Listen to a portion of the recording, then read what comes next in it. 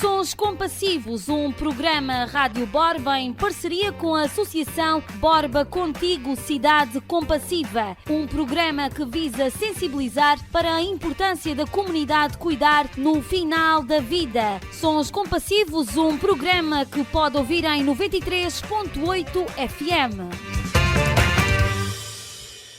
Olá a todos, sejam muito bem-vindos para a edição número 3 do programa Sons Compassivos, um programa Rádio Borba em parceria com a Associação Borba Contigo Cidade Compassiva. Hoje, na terceira edição deste programa, vamos falar acerca das bebidas alcoólicas e temos como convidados o Dr. Luís Santos e a Doutora Sílvia Vilar para nos falarem acerca desta temática. Em primeiro lugar, agradecer a vossa presença no nosso espaço de entrevista e, doutor, começo por pedir que nos explique como é que o nosso organismo reage às bebidas alcoólicas. Obrigado pelo vosso convite. Eu, de qualquer maneira, gostava de ter uma nota prévia a dizer que não sou de perto nem de longe uma pessoa muito entendida, não sou nenhum perito nisto, mas estou muito preocupado com o futuro desta comunidade e bem assim da sua saúde e do seu bem-estar. Eu vou falar do álcool. Tenho-vos a dizer que a origem do álcool. O álcool é consumido pelo homem desde sempre, desde a mais remota antiguidade que o álcool é consumido pelo homem. De facto, a fermentação de fruta nunca foi grande mistério, pelo que até os primatas conseguiram produzir este tipo de fermentação e intoxicarem-se com isto. O álcool é um líquido incolor que pode ser obtido de duas formas principalmente. Primeiro por destilação e depois por fermentação. Por fermentação é o vinho, a cerveja, a cidra, ditas mais vulgares. As outras bebidas brancas, ditas brancas, são obtidas por destilação, que são o whisky, o vodka, o genebra, o rum, etc. Portanto, há duas maneiras de produzir álcool, quer através da destilação, quer através da fermentação. Aqui em Borba o que é mais frequente é, de facto, a fermentação do vinho, a transformação da glicose em álcool, como todos vocês sabem.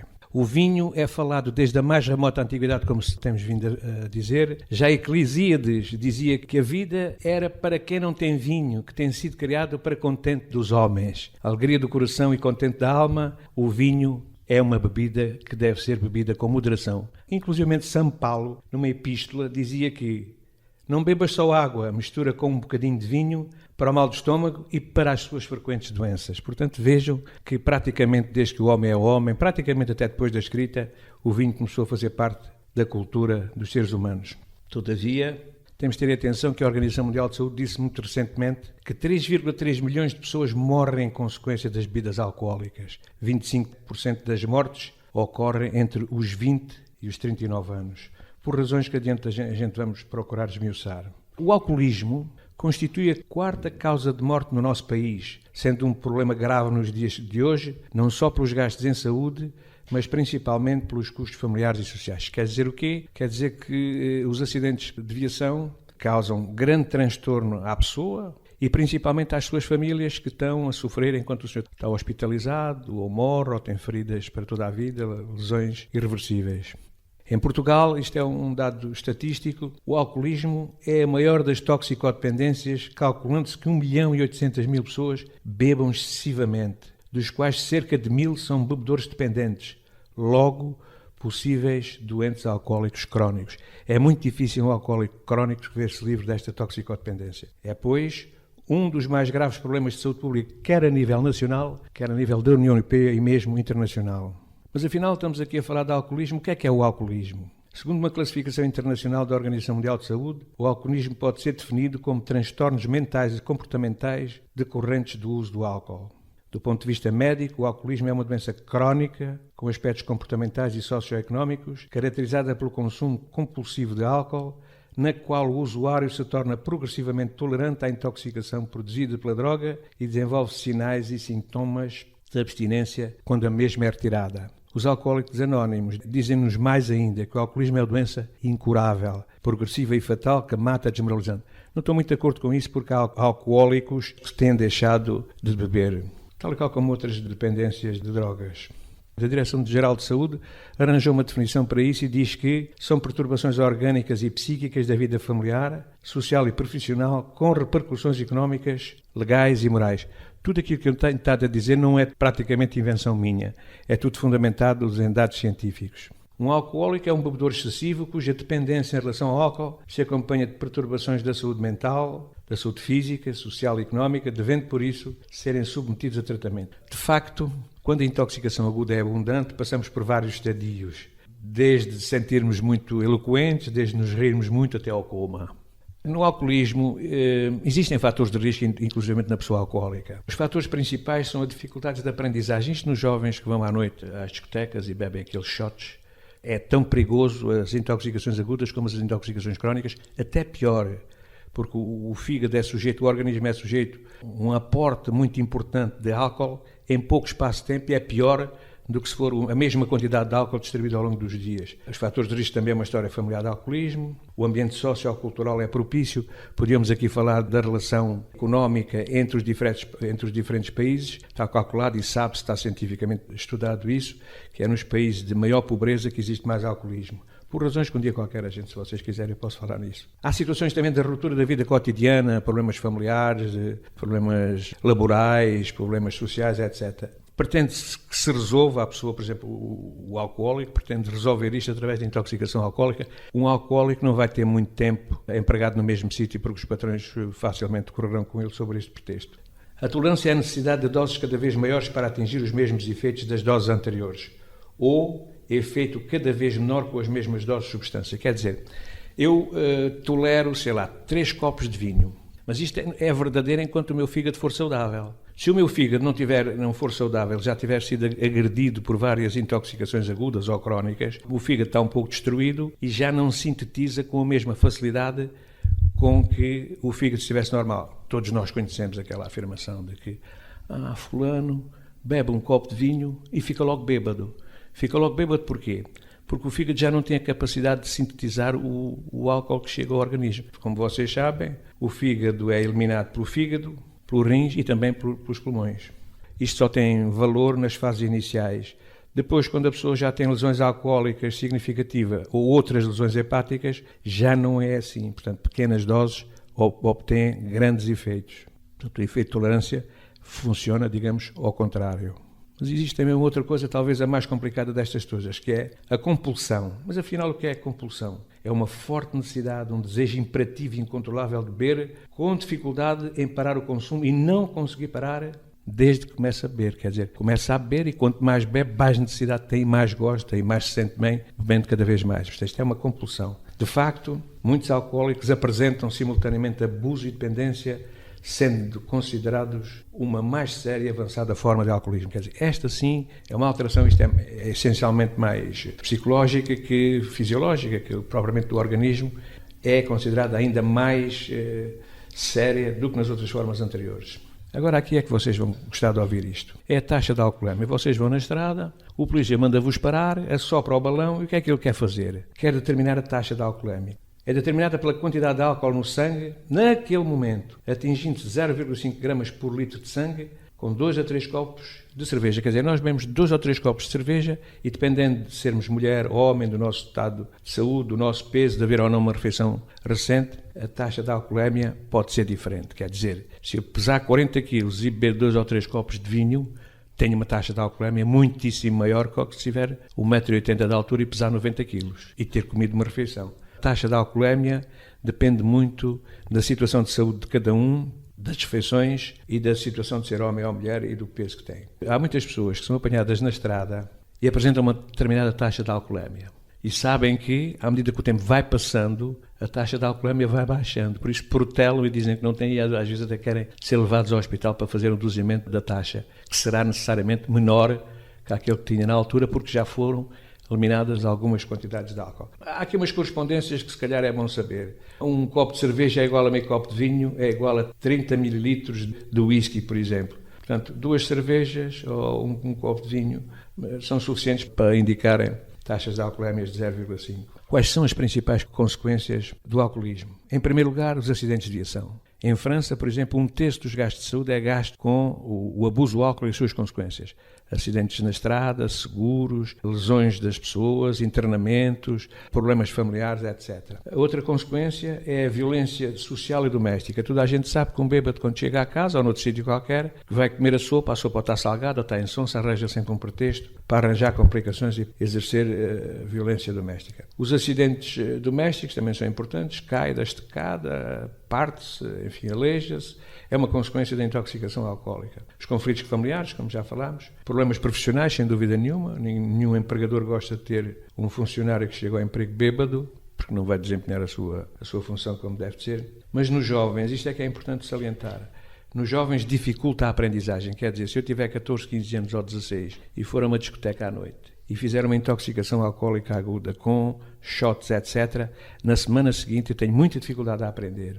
Não só porque não tenho capacidade de concentração, mas também porque o aspecto da aprendizagem está diminuído por lesões que a gente um dia, se calhar, vamos falar nelas, que são discutidas a outro nível.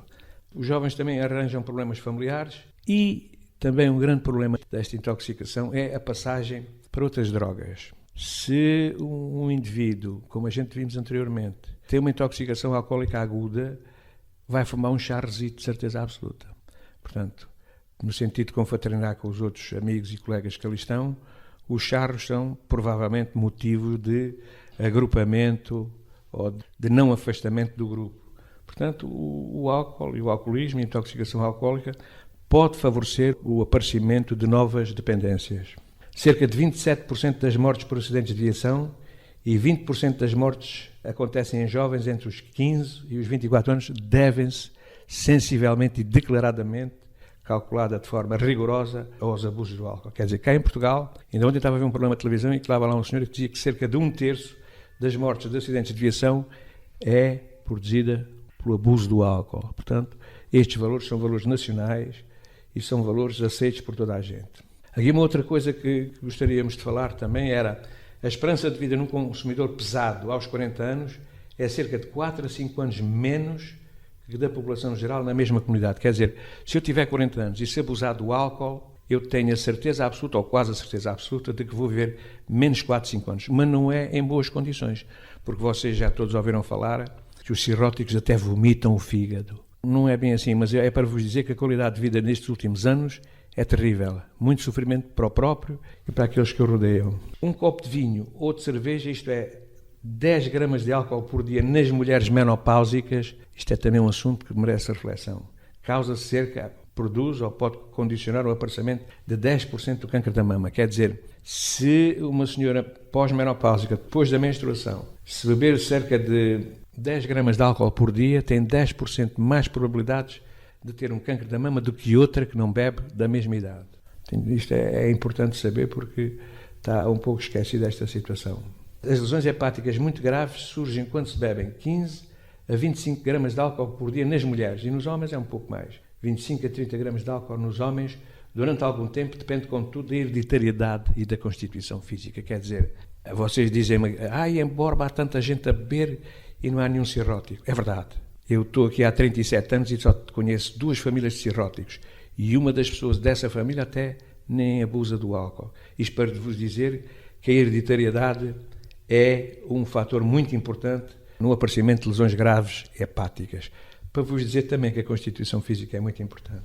Outra coisa é a qualidade do vinho. Portanto, se o vinho é de boa qualidade, tem menos probabilidade de levar à situação terminal.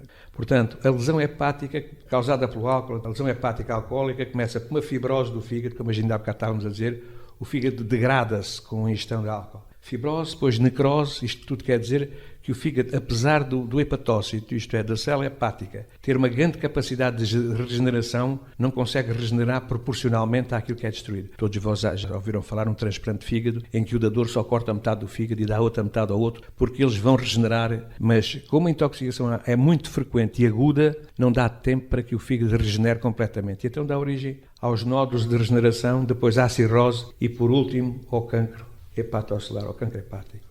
Falar ainda um pouco da abstinência. Pessoas que bebem de forma excessiva, quando diminuem ou suspendem o consumo, apresentam um conjunto de sintomas como tremores, agitação psicomotora, taquicardias, suores frios e outros sintomas mais insidiosos, mas não menos importantes. Vamos falar um bocadinho bem do álcool. Bem relativamente. Aqui há 4 anos, eu lembro-me, quando, como tomei posse como Presidente da Assembleia Municipal, trouxe cá à Borba um senhor que veio falar sobre a dieta mediterrânica, que foi defendê-la depois no sentido de a transformar no património imaterial da humanidade.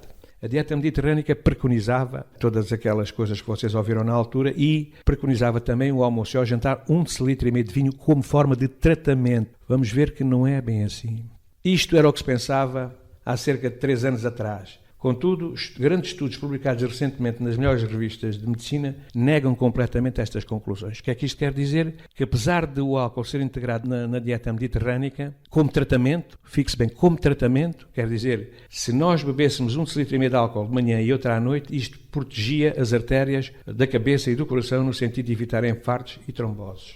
Mas isto está a ser posto em causa. E então a ideia surgiu de que o vinho tinto fosse um tratamento através do estudo do paradoxo francês. O que é que dizia o paradoxo francês que vigorou nas mais diversas revistas e aceito como verdade? Dizia o seguinte: as taxas de mortalidade cardiovascular são muito mais baixas em França que em outros países industrializados como os Estados Unidos, o Reino Unido, mesmo que os consumos de gorduras saturadas sejam similares. Quer dizer, acreditando que a mesma população nos diferentes países tivesse a mesma alimentação de saturação de gorduras, havia uma alteração em relação à mortalidade e à morbilidade naquela região de Bordeaux. E isto foi atribuído à dieta mediterrânica e à ingestão de vinho.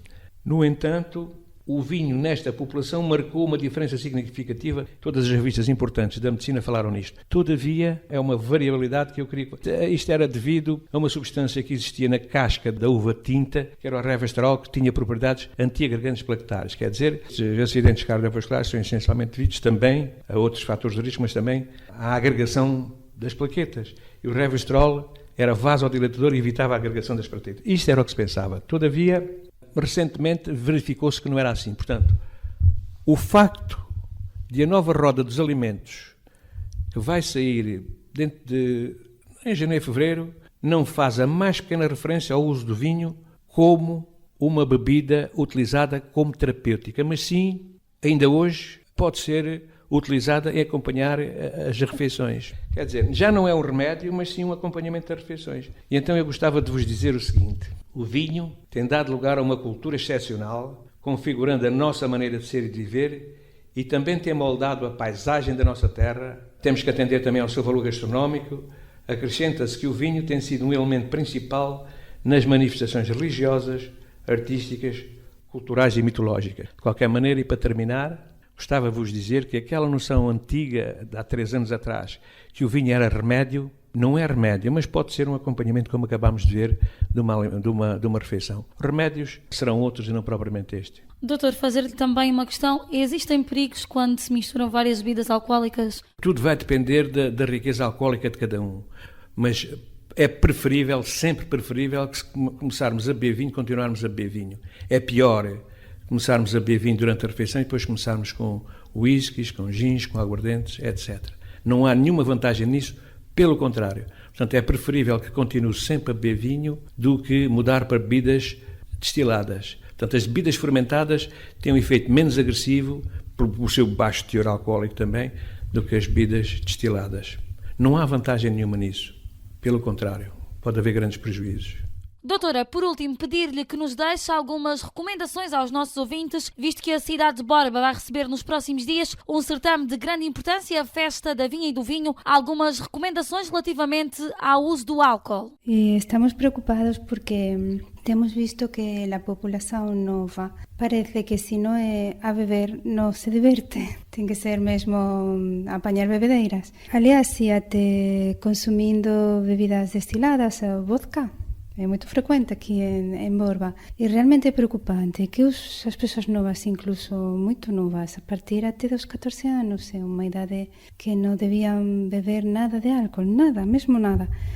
E temos visto intoxicações alcoólicas em gente nova e normalmente coincidem com este tipo de festas. Era importante que os pais compreendam que um rapaz de 16 anos não deve beber nada, até porque o cérebro dele está em desenvolvimento e o álcool só vai fazer mal, que não é uma coisa normal, que não deveria acontecer. E por outro lado, chamar à população mais nova que há muitas maneiras de se divertirem e não tem que ser apanhando bebedeiras. De facto, os jovens não têm um amadurecimento completo do fígado e, portanto, é muito mais lesivo das células hepáticas do hepatócito a intoxicação alcoólica do que depois dos 18 anos. O que é que quer dizer com isto? Quer dizer que uma criança, um jovem com 14, 15 anos, bebendo a mesma quantidade de um adulto, é mais suscetível de ficar estragado, digamos assim, em termos vulgares, a obter lesões hepáticas, não só hepáticas, mas também psíquicas, com a mesma quantidade de álcool, é mais lesivo do fígado nos jovens, muito jovens, do que nos mais idosos. Como conclusão final, não estou a proibir o vinho, Estou a dizer que deve ser bebido com moderação. E moderação não é chegar a um estado pré-etílico. Em moderar é sempre beber as outras bebidas alcoólicas, acho que estão mesmo proscritas, as destiladas. Não devem ser bebidas por ninguém. Volto a dizer, o álcool, o vinho, foi retirado da roda dos alimentos, no próximo ano vai ser retirado. Mas isto não quer dizer que não se beba, porque o álcool é um belíssimo acompanhante de uma boa refeição. Não já considerado como remédio, como antigamente era considerado como remédio, como já vimos, o paradoxo francês, mas já como um acompanhamento que dá prazer à refeição. E nós, quando nascemos, não é para sofrer. Gostamos também de tirar algum partido da vida. Não é intoxicar, porque não, intoxicar é mau. Inclusive as pessoas intoxicadas não tiram prazer de nada, ficam estupidificadas, aquilo que podiam tirar de benefício do vinho, acaba por se diluir com as lesões tóxicas que vão obter, naturalmente. E é desta forma que terminamos a terceira edição do programa Sons Compassivos. Hoje falámos acerca das bebidas alcoólicas e tivemos como convidados o Dr. Luís Santos e também a doutora Sílvia Vilar.